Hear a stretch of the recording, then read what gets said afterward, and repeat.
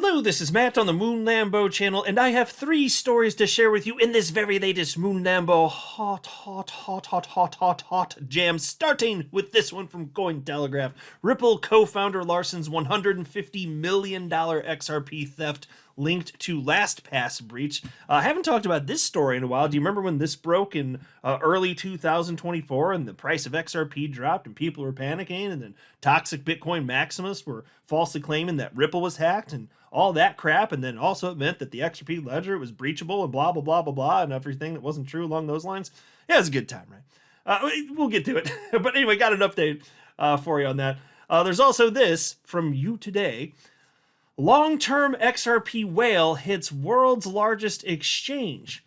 That's right, a whale is taking profit, has taken profit on XRP to the tune of tens of millions of dollars. In fact, it was about $56.87 million.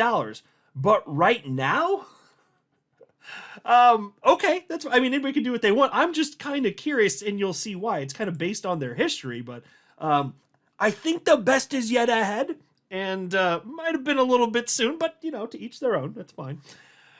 There's also this headline from CoinDesk. Volatility shares files for 3 XRP ETFs. So, folks, I've lost count at this point. Is it like close to a dozen different firms filing for XRP spot ETFs? It's somewhere approaching that, right? Is it like 10? Is it 10, 11, 12, something like that? It's a ton of them. And they're going to get approved. And this is something that will materially impact the price of XRP, because these ETFs are going to be backed by actual XRP. So over a span of years and decades in particular, that's where it starts to get real buck wild, because way more money will flow in than otherwise would. But before going further, I do want to be clear, I do not have a financial background of any kind. I am not offering financial advice, and you definitely should not buy or sell anything because of anything I say or write. I'm just an enthusiast who enjoys making YouTube videos about crypto-related topics, but just as a hobby and just for fun. So look at some of these good old-fashioned fun headlines here. January 31st of last year, 2024. This one's from Crypto Slate. Oh, the memories. Ripple co-founder Chris Larson's XRP wallet hacked for estimated $112 million. Then there was this headline, and this is from, also from 31st. Of course, they call it Ripple's XRP. These idiot sticks. It's CoinDesk. It's, this was 2024. And they're still calling it Ripple's XRP. These people despise XRP because they suffer from the affliction known as XRP derangement syndrome. They hate XRP because of reasons, and they're otherwise logical people, but they can process, they can use their brain to comprehend complex things and ideas and understand things and, make complete sentences with their stupid little face holes. But for some reason, when there are thoughts of XRP entering their brains turn to actual applesauce, literal applesauce. If you were to open up the skull, you would see literal applesauce from apples. Not kidding. That's a true thing. The world of science hasn't figured out why that is, but that's what XRP does to these idiot sticks' brains. So here's the headline. Ripple's XRP drops 5% after executive is hacked, sparking rumors of network breach. Oh, yeah, so it was see, that's what I'm saying. There's something wrong with the network. There's a network breach. Can't trust it. This is straight up lies. And that's not at all what happened. So what did happen? Well, we got a bit more of an answer finally. And I have been curious, like, how the hell did this happen?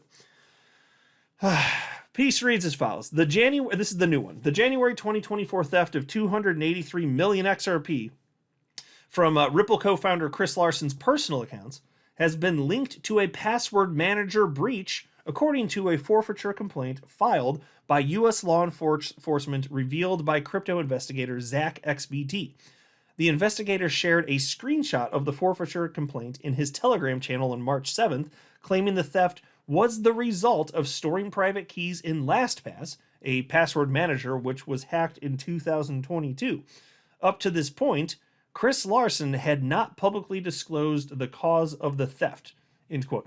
So I will say this, I was a little surprised to see that. I don't know anything about LastPass itself, but just the idea of using a password manager for something like this doesn't strike me as wise. Just my humble opinion. I'm not going to say what I do for security, but I have it set up in such a way that if I were held at gunpoint, I literally could not give over my crypto. Like, I literally couldn't. I'm just going to leave it at that. There's nothing that could be done. I can't access it without help from other people. I'm just going to leave it at that. And so just to see that Chris Larson was using a password manager, this sounds regrettable, maybe not the best idea. Oh, Lord. Anyway, peace continues. According to the shared complaint, Larson's private keys were stored in the online password manager before being destroyed. 4 devices were enabled with the password manager, which had a long, unique password. The password manager, LastPass, suffered 2 major breaches. One in August 2022 and the other in November 2022, where the attackers stole encrypted passwords and online password management vault data. According to the U.S. Federal Bureau of Investigation, which investigated the case, the compromised data was used to steal cryptocurrency, among other things. Yeah, you think? The 283 million XRP stolen in January would be worth $683 million on March 7th. My God. So they said at the time it was worth 112 million, although that might not have been based on the full 283 million that was stolen. They might not have known it was quite that much at that time. But still, because of the appreciation in XRP, that stash would be worth today $683 million. That's the theft from when that's outrageous. So I'm sitting here wondering, given that this happened in the beginning of 2024 and the breaches were in 2022, did he not know about that? Did he not have sufficient time to move the funds, or like to get a new wallet, a new keys, the whole 9 yards? Like, what? Apparently not. So that's the latest. As we get more updates, I'll be happy to share with you. This is going to be a long process, but I hope they find the people that is. Although there's also worth mentioning this. This is from February 2nd of 2024. Binance froze $4.2 million of XRP from hack on Ripple co-founder's wallet. So now, obviously, that's a small amount of everything that was ultimately stolen, but at least there's a certain amount that was caught. So they did act as quickly as possible, and there was some success at least. Then we have this. Long-term XRP whale hits world's largest exchange after 2.3 years of holding. A whale has moved 26.5 million XRP worth $67.65 million into Binance, locking in a profit of $56.87 million. On-chain Lens data shows that between April 2022 and November 2022, this investor accumulated 25.12 million XRP from Binance at an average price of 42.9 cents, investing $10.77 million. Okay, so whoever this is, if it's an individual, and we can't know for sure, even though it's a public blockchain, that's somebody who is already very wealthy. Now, of course, it could have been a firm who knows, like you don't technically know for sure, but if it's a firm, that raises even more questions, frankly. I wonder if this is just some wealthy individual. But anyway, check this out. As reported, these holdings were later added to a liquidity pool with BNB, bringing in an extra 1.38 million XRP. Now, after a long wait, the investor has chosen to exit right as major policy changes around the third biggest cryptocurrency are taking shape. Okay, so definitely some questions here now. I'm never going to negatively judge anyone for selling at any point that they think makes sense to them. Different people have different targets. There are different real-world circumstances that can make it make sense to sell, even if the price does go up. And maybe the person even believes the price is going to go up. But for any number of reasons, they need funds now. They have to sell. I'd never negatively judge anyone for doing that. Plus, it's a fool's errand to sell the top of markets. But what I'm wondering, it's just pure curiosity here. This is not some sort of negative judgment. It's just pure curiosity. Given that we know January 16th, XRP hit a new all-time high and ultimately ran up to, what was the peak? Was it $3.39 ultimately, somewhere around there, at least on some exchanges? I think it got up around there anyway. But given it was there, if today's price of XRP and what it's been in recent days around $2.30, $2.40, anywhere around there, $2.50, if anywhere around there is attractive enough to sell, why wasn't the price of $3.39 or whatever the all-time high was, why wasn't that attractive? That's what I'm wondering. What changed in this individual's life if it's an individual? It's pure curiosity. Not that they did the wrong thing for them. I don't know. Uh, but I'm just saying, like, that is the long term mentality. Over 2 years, that's way longer than most people are willing to hold. So the hold for 2.3 years, do all of that accumulating at 42.9 cents. You see it blast to a new all time high after over 7 years of not hitting one. And then it goes down, loses, depending on when it's all of it sold, about a third of that value. And that's when you go, like, I mean, don't get me wrong, that's still a ton of profit. Congratulations, they did something right. It's still smart, ultimately. Like, there's no getting around that. But I just, why not a little bit sooner? And so on top of that, and I hope that whoever this is doesn't beat themselves up, because, like, I'll tell you this, I intend to sell at a level that is less than where I suspect XRP is ultimately going to go. So if I'm presented, and I've said this many times, if I'm presented with a price range of $5 to $8, that's where I'm going to be scaling out. And I'll sell almost all of my XRP by then. Maybe I reserve the right to hold another, 5, 10, whatever percent, somewhere around there as a moon bag, just in case it goes to like $20 or something. I might do that. There's other moving parts, so I don't know for sure if I'm going to. It's a liquid situation that's here. But if I sell between $5 to $8 and then it goes to $30, I'm not going to be kicking myself, because I can't know what's going to happen. It's the same concept of not being mad at yourself for not picking the winning lottery numbers for last week's lottery. That doesn't make sense. You can't know what's going to happen. It's okay. Now, that being said, if, just for fun, just kind of curious, what would the profit be for this individual if they had held XRP until it hits $10? The answer is, and mind you, again, they put in $10.77 million. That would have been worth $265 million. And a lot of analysts think that double-digit price action for XRP ain't cray-cray. And if XRP goes to $20, that would have been $530 million. So if that happens, I hope whoever this is does not beat themselves up. They really should not, frankly. I'm just kind of curious as to what happened here and how could I not be? Because that's such a large amount, and it's like the right approach, dollar cost averaging in, selling it after it had a burst. So kudos there. But still just kind of wondering, man.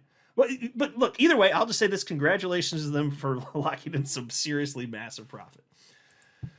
And then there's this volatility shares files for 3 XRP ETFs. That's right, folks. Even more XRP ETFs on the way. I think that these things are going to get approved.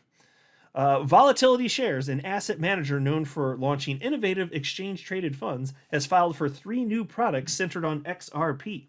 These products include a spot XRP ETF, a 2x levered XRP ETF, and an inverse -1x XRP ETF. That's right. So people can bet against XRP, which, by the way, even though I think it's stupid to do that, like all of the financial tools, bells and whistles that are in legacy finance, yes, slap that all over crypto. Absolutely. Bring it in there. Let people do their stupid betting things. Just because I think it's stupid, it doesn't mean people shouldn't have the freedom to do it.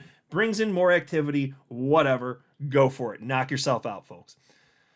But anyway, the spot XRP ETF is designed to track the price of the cryptocurrency directly, while the 2x XRP ETF aims to amplify daily price movements by a factor of 2. The -1x XRP ETF offers investors a way to bet against XRP's price, reflecting the reverse of its daily performance. Yeah, I'm never going to bet against XRP. There would have to be some sort of material change in something about the XRP ecosystem that I just think is disastrous, and then I would. Fine. But outside of that, no, absolutely not. But see, I'm not married, since I'm not a toxic maximalist. So if there's ever a good reason to think that XRP's going down the crapper, I'm going to be screaming it from the rooftops. And then since I'm not married to a coin and I never will be, I'll just be sharing that information. And then there we are. That would just be that. It doesn't, but now that's not happening. What we actually see is real world adoption for XRP doing nothing but increasing. So it's going the right way. I'm just saying, since we're here to make money in the XRP community and we're not toxic maximalists, if we recognize that something looks bad, I think like most level-headed people, like you're just going to recognize that and then you just exit stage left, which is what I do, honestly. Because it's all about making profit. But Again, thankfully that's not what's happening here. And in fact, I'm anticipating that we're going to see all sorts of these things get approved. In fact, they talked about the betting markets here. Check this out. This latest move comes as expectations for regulatory approval of a spot XRP ETF. Traders on Polymarket are currently weighing a 77% chance that an XRP ETF will receive approval this year. The perceived odds of approval before July 31st are lower at 35%. Yeah, so it very well may take longer. I think, I don't want to put words in his mouth, but I think Attorney Hogan was even talking about this. I could be mistaken. I could be thinking of someone else. But somebody was predicting that you're going to see the SEC, appeal. You're going to see that go by first, which would be April or May in all likelihood. And then later, maybe towards the end of the year, is when you'd probably see an XRP ETF get approved, because there's a process that's just going to take some time. So that's probably true. So I think the people that are betting yes, it's going to happen this year, I think they're probably right. I'd be willing to bet that. But it's going to be a bunch that get approved probably all at once. Or are close anyway. So that's fantastic. Again, that's backed by actual XRP. So the real world supply and demand dynamics for XRP gets hit with this. That's good for you and me. It makes XRP more scarce than it otherwise would be. I don't think it's going to necessarily matter too much for this market cycle. But again, over a span of years and decades, yes, there will be a very material difference. I'm not a financial advisor. You should not buy or sell anything because of anything I say or write. That would be a very, very, very bad idea. Until next time, to the moon, Lambo.